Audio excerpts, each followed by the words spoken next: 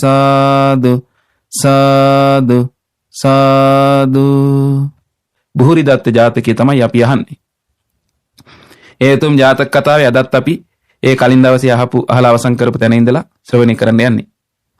පින්වත්නි, අපි කලින් දවසේ ශ්‍රවණය කළේ ආලම්බන කියන අහිගුණ ටිකිය ගොඩාක් දේශය ඇති කරගෙන සුදස්සන කියන නාරජිත් එක්ක යුද්ධ කරන්න කතා කළා. ඊට පස්සේ උන්වහන්සේත් ඒ ආලම්බනට කිව්වා, ආලම්බනේ නුඹ නාග වූ මා සමග යුද්ධ කරන්න කිව්වා. මම මැඩි පැටවක මගින් ඔබ සමග යුද්ධ කරනවා කිව්වා. මැඩි දෙනක් ඉන්න මල්ලන්ගේ මැඩි දෙන යොදලා මම යුද්ධ කරනවා ඔබත් එක්ක. සුදස්සන නාරජම කිව්වා 5000ක් ඔට්ටු තබන්න කිව්වා මේකට. ඔට්ටුවකුත් තියෙනවා බලන්න නේ. ඇයි දැන් ලොකු පිරිසක් එකතුලා ඉන්නේ. ඊට පස්සේ ආලම්බන කිව්වා ඔව් මානවකේ මම වස්තියෙන් ආඩ්‍ය වෙමි. මට හොඳට ධනෙ තියෙනවා. උඹ දිලින්දෙක්. උඹ සල්ලි නැති කෙනෙක්. මගේ ළඟත් ඒ අපේ තියෙන ඔට්ටුව තියෙනවා. මාත් 5000ක් ඔට්ටු තියෙනවා කිව්වා. ඇයි යාට මුදල් තියෙනවා. දැන් අපේ බෝධිසත්වයන් වහන්සේ නිසා මාස ගාණක් නටවලනේ දැන් උන්වහන්සේ එක එක තැන මුදල් ගොඩාක් ලැබුණානේ. ඒව තියෙනවනේ දැන්. ඊට පස්සේ සුදස්සන නාරජු ඔහුගේ කතාව අහලා ඒ 5000 ඔට්ටුව තියන්න කැමති වෙලා කිසි බියක් නැතුව රජ මැදුරට නැංගා කියනවා. ඒ කියන්නේ රජතුමා උඩ තමයි ඉන්නේ දැන්. එතකොට ඒ රජතුමා ඉන්නේ මැදුරට නැංගා කියනවා මේ නාගරාජයා දැන් තාපස වෙසින් ඉන්නේ. නැගලා මාමා වූ රජුගේ සමීපයේ සිට මේ ගාථාව කීය. මාමා කියන්නේ දැන් මේ සුදස්සන නාරජුගේ මාමා තමයි දැන් මේ රජතුමා. කොහොමද මාමා වෙන්නේ? එයි දැන් මේ රජතුමාගේ නංගි තමයි සමුද්දජා දේවිය. එයි දැන් සමුද්දජයි සාගර බ්‍රහ්මදත්තයි දෙන්නා ඉපදුනේ නාග කන්‍යාවට අර වනාන්තරේ රාජපුත්‍රයයි වාසය කරද්දී. රාජපුත්‍රයා රජ වෙලා දැන් රාජපුත්‍රයා ගිහිල්ලා යන රජකම අතහැරලා. මේක ඉස්සරහට තියෙනවා. රජකම අතහැරලා ඊට පස්සේ අර තමන්ගේ පුතා සාගර බ්‍රහ්මදත්ත තමයි දැන් රජ වෙලා ඉන්නේ. ඒ රජතුමා තමයි මේ ඉන්නේ. ඒ රජතුමාගේ නංගි තමයි සමුද්දජා දේවිය. ඒ සමුද්දජා දේවියගේ දරුවනේ මේ දැන් අපේ බෝධිසත්වයන් වහන්සේ ඇතුළු අනිත් පුතු තුන් දෙනා. ඒ වැඩිමහල් පුතානේ සුදස්සන දැන් මේ ඉන්නේ. ඒ තමයි එතන මාමානේ වෙන්නේ. ඒක තමයි මාමාගේ සමීපයට මාමා වූ රජතුමාගේ සමීපයට ගියා. කිසි බයක් නැතුව රජමැදුරට ගියා. නමුත් දැන් තාම දන්නේ නැහැ මේ රජතුමා මේ මගේ නංගිගේ දරුවා මේ කියලා. දැන් නාගලෝකනේ නාගය නෙමෙයි. මේක හරි අසිරිමත් විස්තරයක් බලන්න. කියනවා ගිහිල්ලා බය නැතුව මහරජතුමනි ඔබතුමාට යහපත් වචනයක් වේවා. මට සවන් දෙන්න. කීර්තිමත් වූ රජතුමනි මම ඔට්ටුවක් දාලා තින්නේ 5000කට. මට ඒ රන් කහවණු 5000 දෙන්න කිව්වා. කිසි බයක් නැතුව ගිහිල්ලා එකපාරම මුදල් ඉල්ලුවා. ඊට පස්සේ රජතුමා දැන් දන්නේ නැහනේ. කියනවා දැන් ඉන්නේ බ්‍රහ්මණයෙක්ගේ වෙස්යෙන් ඉන්නේ තාපස වෙස්යක් අරගෙන. කියනවා බ්‍රහ්මණේ පියා විසින් හෝ ගත් ණයක් තියනවද? මගේ පියාවගෙන් ණයක් ගත්තද? නැත්නම් මම විසින් හරි ගත්තේ ණයක් තියනවද? ඔබට ගෙවන්න කියලා. කුමක් නිසා ඔබ බොහෝ ධනෙ මගෙන් ඉල්ලන්නේද? ඔන්න දැන් රජතුමා එකපාරටම අහපු කතාව. කියනවා මගේ පියා ණය වෙලා තිනවද ඔබට? එහෙම නැත්නම් මං ණය වෙලා තිනවද ඔබට දෙන්න කියලා මේ මුදල්? ඔබ එකපාරට මේ ලොකු මුදලක් ඉල්ලන්නේ. ඒ දරන් කවුණු 5000 කියන ලොකු මුදලක් පින්වත්නි. මෙහෙම කිව්වට පස්සේ රජතුමා සුදස්සන නාරජු මෙහෙම කිව්වා. ආලම්බන තෙමේ නාගයෙකු ලවා මා පරදවනු කැමති වෙයි. මේ නාගරාජෙක් ලවා මා පරදවන්න කැමති වෙනවා. මම මැඩි දෙනක ලවා ආලම්බනය දෂ්ට කරවමි. මල් ළඟ ඉන්නවා මැඩි දෙනක්. මැඩි කියලා කියන්නේ මැඩි පැටියෙක් මැඩි දෙනක් කියලා කිව්වහම පින්වත්නි මේ ගෙම්බෝ ඉන්නේ. ඒ ගෙම්බාගේ ගෑනු සතෙක්. දැන් අපිට ගෙම්බා කියන්නේ සාමාන්‍යයෙන් අපි කතා කරන්නේ මැඩියා කියන කතාව ව්‍යවහාරේ නැහැ. ඒතර දැන් බලන්න මේ නාග කන්‍යාව අර අච්චිමුඛී කියන නාග කන්‍යාව තමයි දැන් මැඩි දෙනකගේ ස්වරූපයක් අරන් ඉන්නේ එ르දියෙන් මේ ජටාව ඇතුලේ. ඇයලව මම දෂ්ට කරනවා කියනවා. දැන් රයිතුමාට කියන මේ විස්තරේ. ඒ කියන්නේ අර ආලම්බන පරදවනවා කියලා කියන්නේ දැන් අහිගොන් ටික දෙන්නෙක්ගේ තරගයන්නේ දැන් යන්නේ මෙතන. යුද්ධයක්නේ. ඒක නෙමෙයි. කියනවා මහරජතුමනි අද ඔබ වහන්සේ ශාස්ත්‍රීය ජනයා පිරිවරාගෙන ඒ නාගයන්ගේ නැටුම් බැලීමට සූදානම් වෙන්න. ඒ දැන් නාගයනේ මේ ඔක්කොමනේ. දැන් සුදස්සන කියන්නේත් නාගරාජයෙක්. දැන් මේ ජටාවේ ඉන්නේ අච්චිමුඛී කියන මැඩි දෙනත් නාග කන්‍යාවක්නේ. දැන් මේ ස්වරූපයම වවන හිටියරනේ. ඊළඟට අපේ බෝධිසත්වයන් වහන්සේ රන් පෙට්ටියේ ඉන්නවා. දැන් මේ නාගයන්ගේ මේ නැටුම් බලන්න මේ එරිදි බලන්න ඔබ සූදානම් වෙන්න කිව්වා දැන්. මට 5000 දෙන්න කියලා ඉල්ලුවා ඒකයි. එතකොට ඔන්න විස්තරේ කිව්වා. මේකේ කියනවා ඒකේ තියෙනවා මේ යුද්ධයේදී ඔහු පරදින්නේද ආලම්බන පරදින්නේද මා දිනන්නේද මට 5000ක් ලැබෙන්නේ. ඒ කියන්නේ මට ලංකාවුණු 5000ක් ලැබෙනවා කියනවා. ඉතින් මම පරදිනවා නම් මම ඔහුට දෙන්න වෙනවා 5000ක්. ඒ නිසා මට රන් කහවණු 5000ක් දෙන්න රජතුමනි කියලා ඉල්ලුවා. ඔබතුමා ඒ දර්ශනේ නරඹන්න එන්න අපිත් එක්ක. ඒ 5000 මට දීලා කියලා කිව්වා. දැන් බලන්න අර බය නැතුව යන්නේ ඇයි මේ? තමන්ගේ මාමා නෙමෙයිනේ. තමන්ගේ අම්මගේ අයියා මේ රජතුමා දැන්. නමුත් රජතුමා දන්නේ දැන් ඉදිරියට මේකේ විස්තර කියනවා මේ නා රජතුමා ඇතුළු සීල දෙනා. ඊට පස්සේ රජතුමා එසේනම් යමුයයි කියලා තවුසා සමගම නික්ම ගියා කියනවා. රජමැදුරින් දැන් නික්ම ගියේ කොතෙන්ද? නාගයාගේ නැටුම් පෙන්වන්න දැන් මිනිස්සු රැස් වෙලා ඉන්නේ ඒ රාජාංගණයට දැන් ගියේ. එතන දැන් රජතුමාට තාසනයක් පනවලා තියෙන්නේ. ඊට පස්සේ දැන් මේ තාපසින්නාංශයේ වේශයෙන් ඉන්නේ සුදස්සන නා රජතුමත් ඊට පස්සේ බක්මදත්ත රජතුමත් දැන් එනවා බලාන ඉඳලා මේ ආලම්බන මෙහෙම හිතවුවා. මේ තවුසා ගිහිල්ලා රජතුමත් අඬ ගහගෙන එනවා දැන්. මොහු රජුගේ මිත්‍රයෙකු වෙන්න පුළුවන්. එයිද මේ බය නැතු රජමැදුරට ගිහින් රජතුමා තන ගහන එනකොට හිතෙන්නේ නැද්ද? හිතෙනවනේ නේ. එහෙම රජ කෙනෙක් ළඟට ගිහින් ලේසින් කෙනෙක් එහෙම රජතුමාට ගහගෙන ඉන්න සමර්ථ නැහැනේ. එනකොට හිතුණා රජතුමාගේ මිත්‍රයෙක්වද දන්නේ නැහැ මෙයා කියලා බයටපත් වුණා කියනවා ආලම්බන දැන්. බයටපත් වෙලා දැන් අර බගෑපත් ස්වරූපයෙන් මොකද කළේ? සුදස්සන නාරජිට මේ මෙහෙම කිව්වා කියනවා. මානවකේ මම මගේ ශිල්පයෙන් ඔබව පහත් කොට නොසලකමි. නුඹ වනාහි ශිල්පේ මත්තුයේ ඔබ ශිල්පේ මත් වෙලා මේ නාගයාට ගරු නොකරන්නේය. මේ නාගරාජයට ගරු කරන්නේ නැහනේ. පූජා නොකරන්නේය. ඔබ පූජා පවත්වන්නේ නැහැ මේ නාගරාජයාට. මේ බෙට්ටි ඉන්නේ නාගයාට කියලා කිව්වා. එහෙම එකක් මෙතන උන්නේ නැහැ. දැන් මෙයාට අභියෝගයක් කියලානේ මේ දැන් මේ යුද්ධ කරන්න හදන්නේ. ඒ දැන් කිව්වනේ සුදස්සන රාජ මාතරන් අහිගුන් ටිකෙක් නෑ වෙනත් කියලා. එතකොට අරයා නිකන් වැරදුනා වගේ නේ. ඒක තමයි ඒකට එරෙහිව තමයි දැන් මේ යුද්ධ කරන්න කැමතිනේ මෙයා. නැත්තම් දැන් මේ වෙන දෙයක් නෙවෙයි. නමුත් මෙයා කියනවා ඔබ ගරු කරන්නේ මේ නාගයාට පූජා පවත්වන්නේ. ඒ නිසා මේ මම පහත් කළා හිතන්නේ ඔබගේ ශිල්පේ කියලා දැන් ඔන්න මෙයා සාමදානෙට දැන් කතා කරනවා. දැන් කලින් තදට කතා කරයි. දැන් රජතුමත් එක්ක එනවා දැක්කට පස්සේ බය වුණා මෙයා. ඊට පස්සේ සුදස්සන නාරජු කියනවා අපිත් ශිල්පවාදීන් ඔබ හෙලා නොදකිමු. අපිත් ඔබ හෙලා දකින්නේ නැහැ ශිල්පවාදීන්. මට මෙහෙම පුළුවන් කියලා. ඔබ හෙලා දකින්නේ නැහැ. එහෙත් ඔබ මේ විස රහිත නාගයාගෙන් මහජනයාව බොහෝ වංචා කරන්නේය. සුදස්සන නාරජු කියන නමුත් ඔබ මේ විස රහිත නාගරාජයාගෙන් බොහෝ මිනිසු වංචා කරනවා කියනවා. ඒ කියන්නේ අපේ බෝධිසත්වයන් වහන්සේ පින්වත්නි විස රහිතයි. ඒක විනාශ කරන්න පුළුවන් ලොකු විනාශයක් වුණත් කරන්න පුළුවන්. නමුත් උන්වහන්සේ ගුණධර්මයේ පිහිටලා සිතේ තරහක්වත් ඇති කරගන්න නැතුව තමයි වාසය කරන්නේ. එතකොට ඒ අහිංසකකම මුල් කරගෙන මේ ආලම්බන හොඳට මේ මඩවන අපේ බෝධිසත්වයන් වහන්සේ. ඒක මේ කිව්වේ. මේ මිනිස්සු රවට්ටගෙන මේ දැන් ඒතර මිනිසුන්ට පෙන්නවා මහා විස සහිත නාගයෙන් මම දැන් මේ দমনය කළා මගේ බලෙන් තමයි මේ නටවන්නේ කියලා. නමුත් බෝධිසත්වයන් වහන්සේ තමන්ගේ ගුණධර්ම රැක ගන්න තමයි මෙයා එකඟ වෙලා මේ දැන් කටයුතු කරන්නේ දැන්. තරහ ගන්න නැතුව. නැත්තම් වෙන නාගයෙන් නම් පින්වන්නේ එකපාර අලු කළා මේ මිනිස්සයා. එච්චර බලයක් අපේ බෝධිසත්වයන් අතර තියෙනවා. නමුත් ඒවා පාවිච්චි කරන්නේ නැහැ ගුණධර්ම රැක ගන්න. ඇයි තරහ ගන්න නැහැ? තමන් උපෝසත සිල් රකින්නේ නැහැ මනුස්ස ලෝකෙට. ඒක තුල රැඳී ඉන්න මේ සියලු දේවල් ඉවසගෙන. මේ වගේ අහිංසක හිංසා කරන්නේ නැති විස නැති මේ නාගරාජයා ලවා ඔබ මේ මිනිස්සුන්ට නොයෙක් දේවල් පෙන්නමින් මේ මිනිස්සු රවට්ටනවා කිව්වා. කියනවා යම් ලෙසකින් මම දන්නවා වගේ මේ මිනිස්සු දන්නවා නම් මේ ඔබ මේ වංචාවක් කරන්නේ මේ අහිංසක නාගරාජයෙක් ගෙනල්ලා කියලා. එහෙම දැනගත්තොත් මිනිස්සු ආලම්බන ඔබට එහෙම දැනගත්තොත් එහෙම පුංචිම ධනයක්වත් ඔබ ලබන්නේ නැහැ කියනවා. විශාල ධනයක් ලැබීම ගැන කවර කතාවද? ඊට පස්සේ ආලම්බන මොකදනේ ආයෙත් කිපුණා දැන්. මෙහෙම කිව්වට පස්සේ කිපිලා මෙයා කියනවා රළු අඳුන් දිවිසමක් හැඳ ජටාවක් බැඳ කිලිටිව මේ පිරිස මැදට ආවා වූ නුඹ මේ ආනුභාව සම්පන්න නාගයා විස නැතියයි අවමන් කරන්නේය. දැන් මෙයා හිතේ මෙයාගේ බලයකට තමයි දැන් මේ නාගරාජයා දමනෙලා ඉන්නේ කියලා. ඇත්තටම මෙහෙම එකක් නෙවෙයි එතන වෙලා තියෙන්නේ. අපේ බෝධිසත්වයන් වහන්සේගේ ගුණ බලයට උන්වහන්සේ අර හිංසා කරන්න හොඳ නැති ඉඳන් ඉන්නේ මේනේ. තරහ ගන්න නැතුව. දැන් ඖෂධයක් දැම්ම මන්ත්‍රණයකුත් මේව කරලා තියෙනවා. නමුත් ඒ සියලු මන්ත්‍ර පින්වත්නි අපේ බෝධිසත්වයන් වහන්සේගේ ආනුභාවය ඉදිරියේ සුණු විසුණු වෙලා යනවා. නමුත් උන්වහන්සේ ඉන්නේ මේ උපෝසතේ රකින්න ඕනේ. හිත රැක ගන්න ඕනේ. ඒ පාරමිතානේ මේ පුරන්නේ. ගොරෝසු අඳුන් දිවිසමක් ඇඳගෙන ජටාව බැඳගෙන කිලිටි වෙච්ච මේ ඇඳුම් ඇඳගෙන මේ පිරිස මැදට ඇවිල්ලා මේ ආනුභාව සම්පන්න නාගරාජා විස නැහැ කියලා කියනවා නේද? කියලා දැන් සැරකලා තරහින්. උග්‍ර වූ තේජසින් පිරුණා වූ ඔහුව සමීපයට ගිහිල්ලා වටහා ගන්න කියනවා. මේ නාගරාජා ළඟට ගිහිල්ලා වටහා ගන්න කියනවා. මේ ආනුභාව සම්පන්න බව. මහු ඔබ අලු ගොඩක් වගේ කරයි කියනවා. දැන් එයා දැන් මේ බලේ අරගෙන දැන් කතා කරන බෝධිසත්වයන් වහන්සේ. කාටද කතා කරන්නේ මේ? බෝධිසත්වයන් වහන්සේගේ අයියාට. දන්නේ නැහැ නේ මෙයා.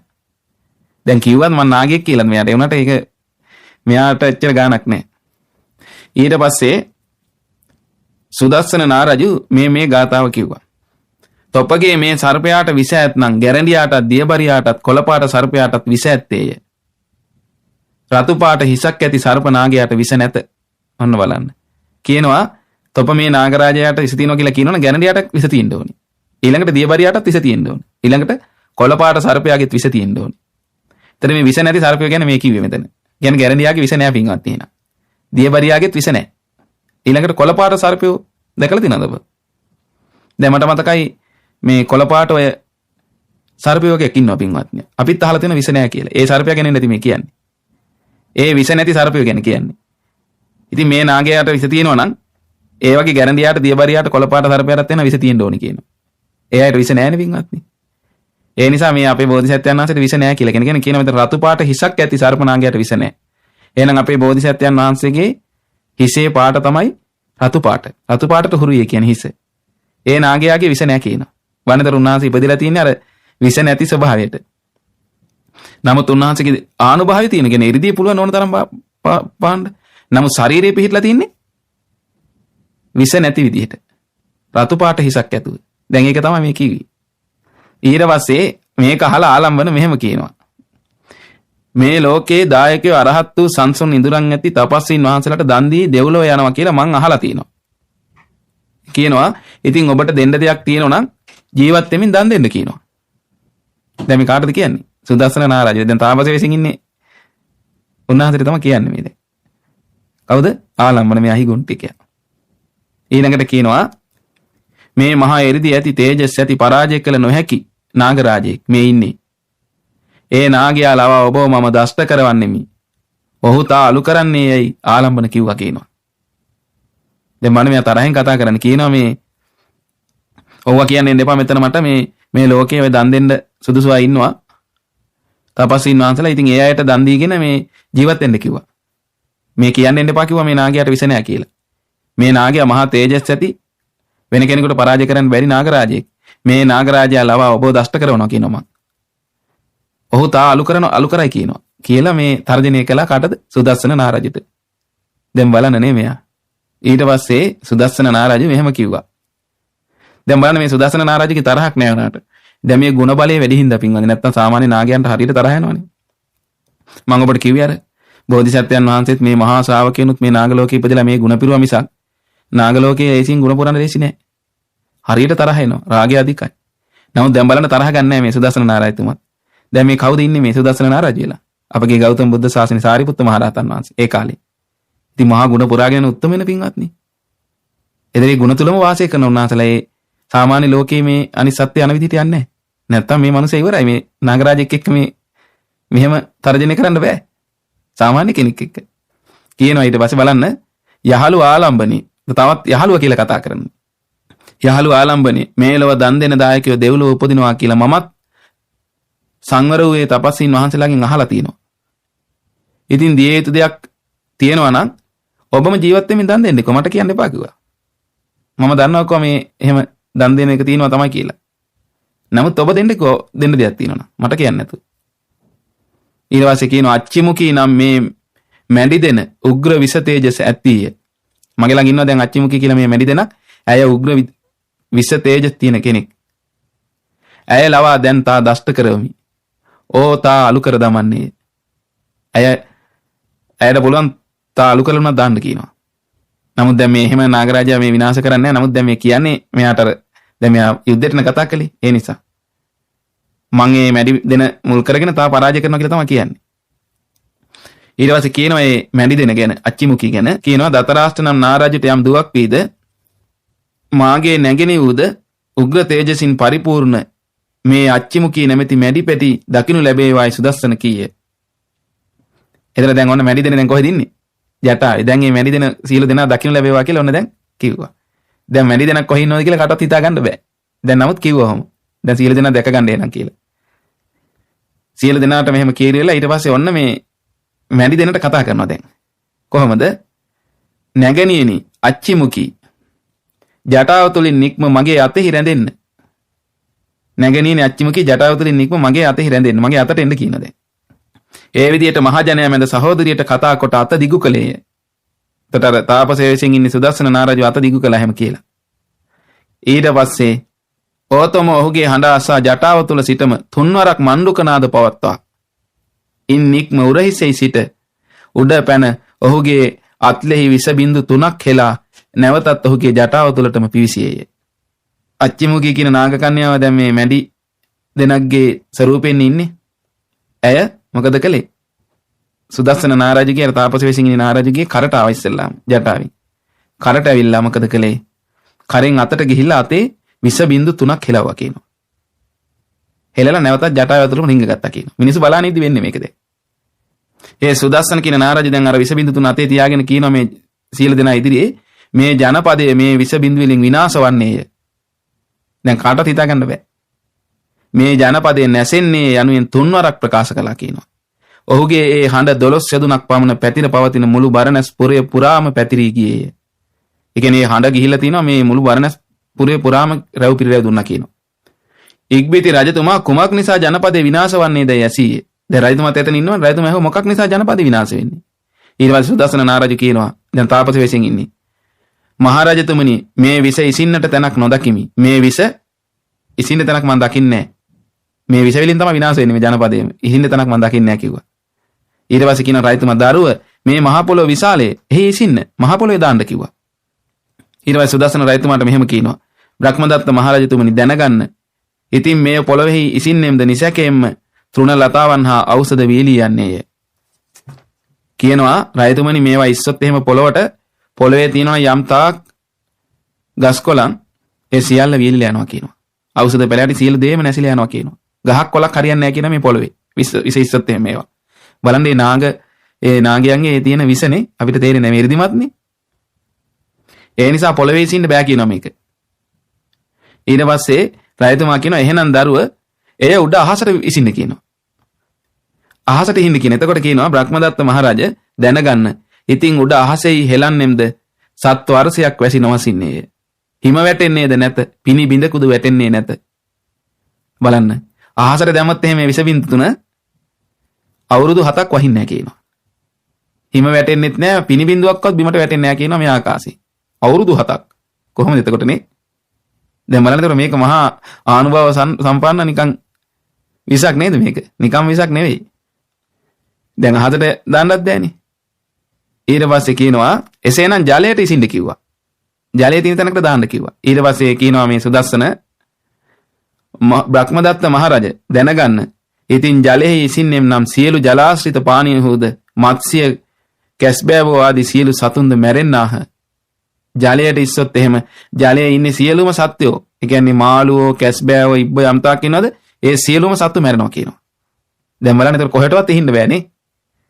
ඊට පස්සේ රජතුමා දැන් අසරණයි දැන්. රාජ්‍ය රැක ගන්නත් බෑනේ. රජතුමා ඊට පස්සේ මෙහෙම කියනවා සුදස්සනට. දරුව අපි කිසිවක් නොදනිමු.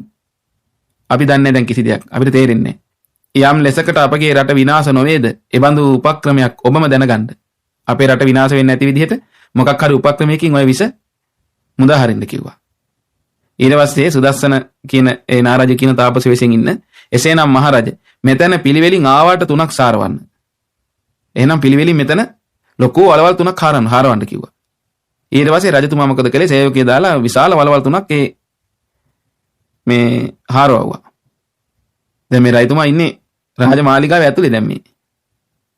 ඒ බිම හරවුවා.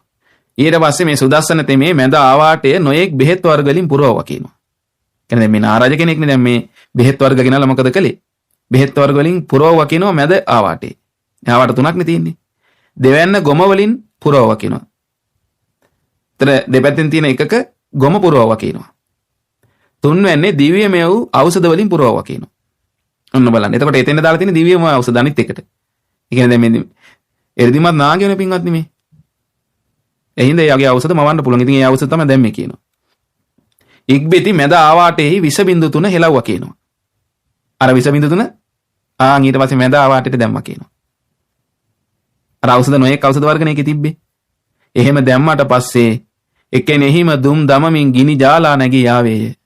ඒ විස බිඳු 3 දානකොටම අර වලට දුම් දමමින් ගිනි ජාලාවක් මතුවලා ආවා කියන උඩට.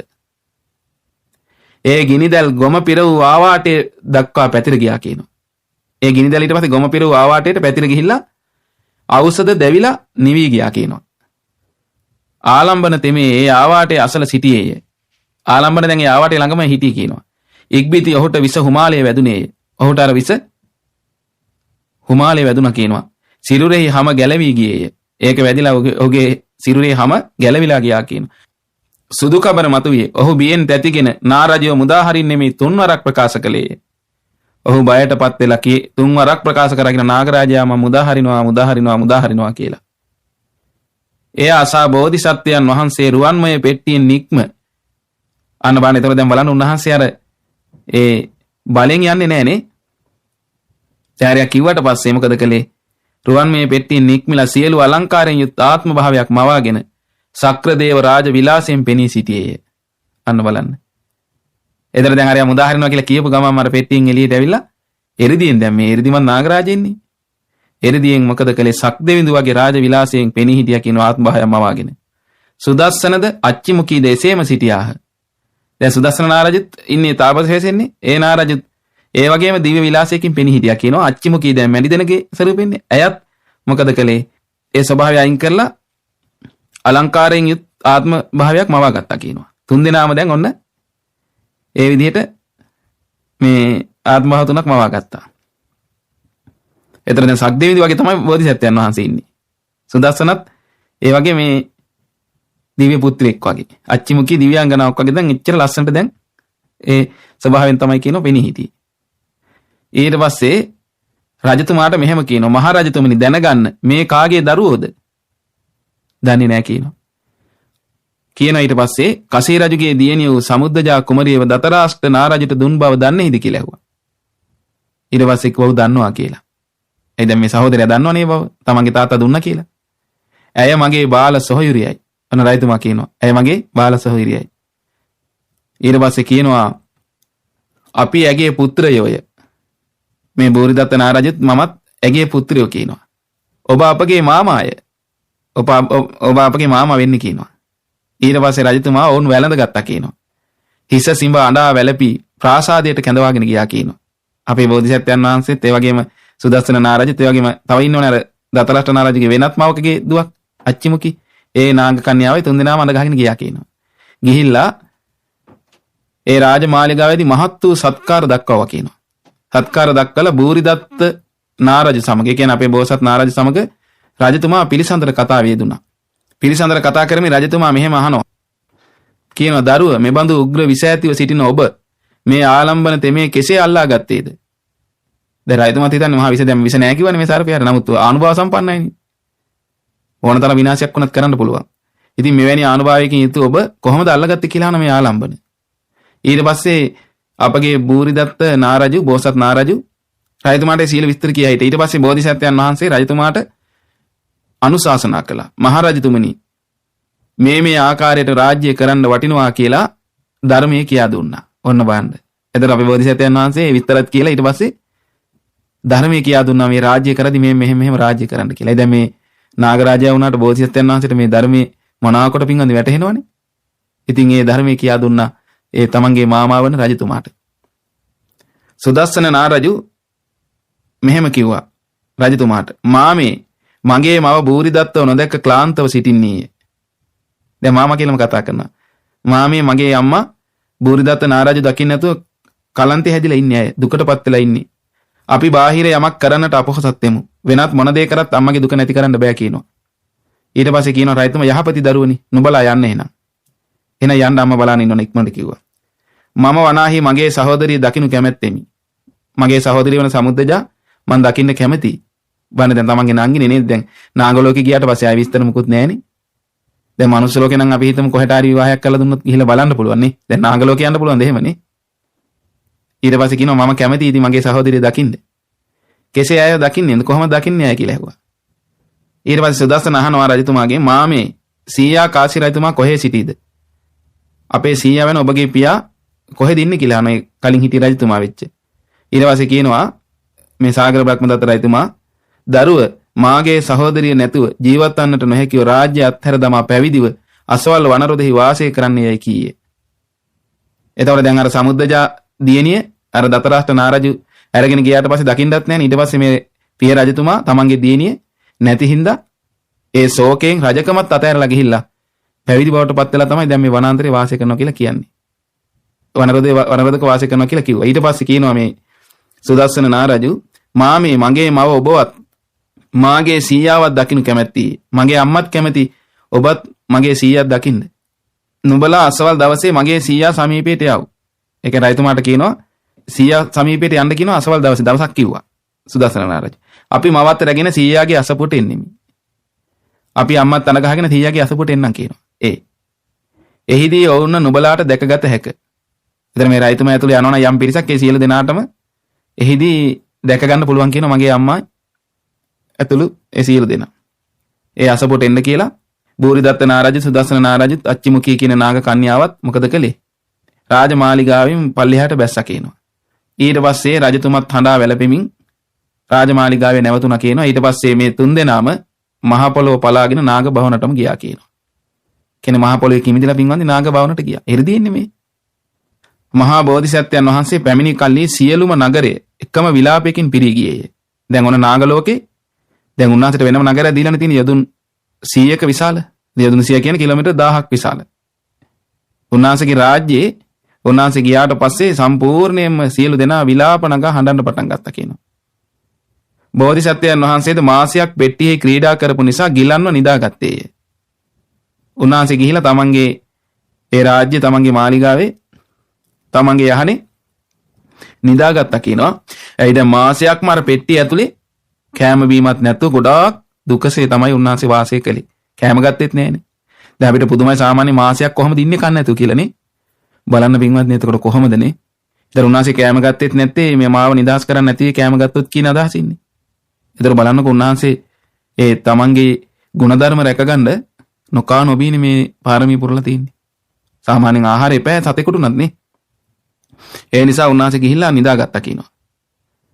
ඔහුගේ සමීපයට පැමිණි නාගයන් අප්‍රමාණී. ඊට පස්සේ උන්වහන්සේ ඇවිල්ලා ඉන්නවා කියලා බලන්න දැන් නාග වෙනවා ප්‍රමාණයක් නැහැ කියනවා. ප්‍රමාණයක් කරන්න බෑ කියන එච්චර නාග ප්‍රමාණයක් ආවා කියනවා බලන්න. ඔහු වුන් සමග කියන්නේ වෙහෙසටපත් වෙයි. ඒ කියන්නේ ඒගොල්ලොත් එක්ක කතා කරන්න ගිහලා ගොඩාක් වෙහෙසටපත් වෙනවා. ඒක අමාරුයි බෝධිසත්වයන් අතරයි දැන් ගොඩාක් ගිලන්නලා ඉන්නේ. අද වුණත් එහෙමනේ පින්වන්දි අසනීපයක් ඇදලා ඉන්න කෙනෙකුට කතා කරන්න ගියොත් තව අය ඒ අසනීපය හැදිච්ච කෙනාට අමාරුයි ඒක. ගොඩාක් වෙහෙසක්. ඒ නිසා ඒක බෝධිසත්වයන් වහන්සේට වෙහෙසක් වුණා. ඒ වෙලාවේ කනාරිට දෙව්ලොවට ගිහිල්ලා මහා බෝධිසත්වයන් වහන්සේ නොදැක පළමුවෙන්ම පැමිණියා කියනවා. එතෙන්ද. දැන් සුදස්සන ඇතුළු පිරිස ආවනේ. ඊට පස්සේ මොකද කළේ? ආවට පස්සේ මෙතන මේ සැඩපරුසේ. මොහො සැඩපරුස කෙනෙක් මේ කනාරිට කියන්නේ නාග පිරිස වළක්වන්නට හැකියවන්නේ යයි මහා සත්‍යයන් සිටි තැන මුරකාවල් යෙදුහ. ඒ කියන්නේ බෝධිසත්වයන් වහන්සේ ළඟට මේ නාග පිරිසට එන්න එපා කියලා නවත්තන්න මේ මුරට තිබ්බා කියනවා කවුද කනාරිට. ඒ දැන් බෝධිසත්වයන් අතර මහා කරදරයක් නේ ඇවිල්ලා විස්තර අහනවා උන්වහන්සේ දැන් අසනීපෙලා ඉන්නේ. ඒ නිසා එතෙන් එන්න එපා කියලා වළක්වන්න තිබ්බා කියනවා. මෙයා සැඩපරුසයනේ මෙයා වළක්වනවානේ. එතකොට බලන්න පින්වත්නි මේ අපගේ බෝධිසත්වයන් වහන්සේ මේ මාස ගාණක් ඊටාම දුෂ්කර වූ කාලයක් තමයි ගත කළේ. මේ අයිගොන් ටික අරගෙන ගිහලා පුදුමාකාර වද දීලා කැම බීමත් නැතුව උන්වහන්සේ මාසේ පුරාවටම කියන එක කරලා උන්වහන්සේ දුකටපත් වුණා. හැබැයි දුකටපත් වුණත් උන්වහන්සේගේ හිත රැකගත්තා. උපෝසතයට බාධා කරගත්තේ නැහැ. ඒ ගුණධර්ම පිරී ගියා උන්වහන්සේගේ. ඉතින් ඒ විදිහට කටයුතු කරමින් ඉද්දී ඒ සුදස්සන නාරජු ඇවිල්ලා තමන්ගේ සහෝදර නාරජු ඒ අම්මා දුකටපත් වෙලා ඉන්නවත් බලාගෙන ඉන්න බැරුව උන්වහන්සේ බේරගෙන නාග ලෝකයට අරගෙන ගියපු විස්තරය තමයි අපි ඇහුවේ දැන්. එතනින් තමයි අවසන් කළේ. ඉතින් අපි තව ඉදිරියට මේ ජාතකයේ තියෙන විස්තර ඉදිරියටත් ඒ උතුම් අසිරිමත් අපේ බෝධිසත්වයන් වහන්සේගේ ප්‍රඥාව ගැන ඉදිරියට හොඳ ලස්සන දහම් කතාවක් යනවා දැන් මේ නාග ලෝකෙදී. ඉතින් ඒව අහන්න පුළුවන් අපට. ඉතින් ඒ විස්තර අපි ඉදිරියේදී අහන්න බලාපොරොත්තු වෙන අද දවසේ මේ ධර්ම දේශනාව මෙතෙකින් අවසන් කරනවා. ඉතින් මෙතෙක් වෙලා අපි මේ අසුවා වූ ධර්ම කරුණු ගැන හිත පහදවාගෙන අපේ බෝධිසත්වයන් වහන්සේ වැනි මහා දුෂ්කරතා මැද ඒ උතුම් ගුණධර්ම පුරමින් වාසය කරලා ඒ පාරමී ධර්ම සම්පූර්ණ කරලා සම්බුද්ධත්වයට ලැබලා අපට උදාාර ධර්මයක් දායාද කළා. ඉතින් ඒ සම්බුදුරජාණන් වහන්සේගේ උතුම් ධර්මයේ අපිත් ශ්‍රවණය කර ඒ ධර්මයේ සිත කය වචනය තුලින් පුරුදු කරගෙන මේ මොහොතක් පාසා ගෙවී යන මනුස්ස ජීවිතේ අපටත් උතුම් ධර්මයේ පිළිසන්න ලබන්නට මේ අසුවා වූ දහම් කරුණු ඒකාන්තයෙන්ම හේතු උපකාර වෙත්වා. සාදු සාදු සාදු